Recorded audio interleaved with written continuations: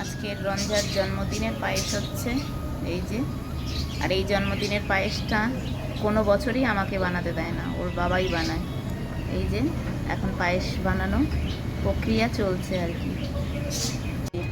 পায়েস হয়ে এসেছে, এই হচ্ছে। চলুন এবার নামিয়ে নেওয়া যাক। এখন 6:30 থেকে 7টা মতো বাজে। আমি আর রক্তিমা চলে এসেছি গড়িয়ার এই নতুন আউটলেটটাতে। এআই মাসা বলে আজকের এই নতুন দোকানটা উদ্বোধন হয়েছে। আর আজকের জানেন তো, একটা কেক কিনলে আর একটা কেক ফ্রি পাওয়া যাবে।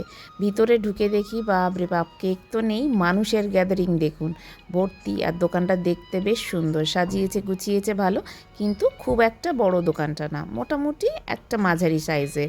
আর লোকের এত গ্যাদারিং, আমরা ভিতরে প্রায় 20-30 জন মতো দাঁড়িয়ে আছি, আর বাইরে তো প্রায় 200 লোকের ওপর লাইন দিয়ে দাঁড়িয়ে আছে। বাপরে বাপ, দোকানে তো কোনো কিন্তু কেক নেই, বলছে কিছুক্ষণ পরে চলে আসবে। 1 ঘন্টা লাইন দেওয়ার পর কেক এসছে, কিন্তু কেকগুলো এখন এত ছোট ছোট এসেছে, বলছে সবাই একটা করে কেক পাবেন, আর আরেকটা কিন্তু কেক দেওয়া যাবে না। আপনারা ডিসকাউন্ট পাবেন, কিন্তু কেক আর দেওয়া যাবে না। যাই হোক, আমরা চলে আসলাম ফ্লাপিতে। তো ফ্লাপিতে কালেকশন দেখে আমার ভীষণ পছন্দ হয়েছে, নিয়ে নিয়েছি কেক, স্ল্যাশেও নিয়ে নিয়েছি। চলুন বাড়ি যাওয়া যাক। তো এই হচ্ছে রঞ্জার বার্থডের কেক।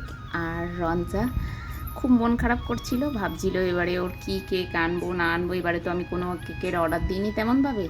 তো আপনারা দেখলেন যে দুটো দোকান ঘুরে তারপরে এই কেকটা রক্তিমা পছন্দ করলো রঞ্জার জন্যে। তো কেমন হয়েছে কেকটা আপনারা কমেন্ট করে অবশ্যই জানাবেন। তো চলুন কেকটা আবারও কাটাকাটি করুক।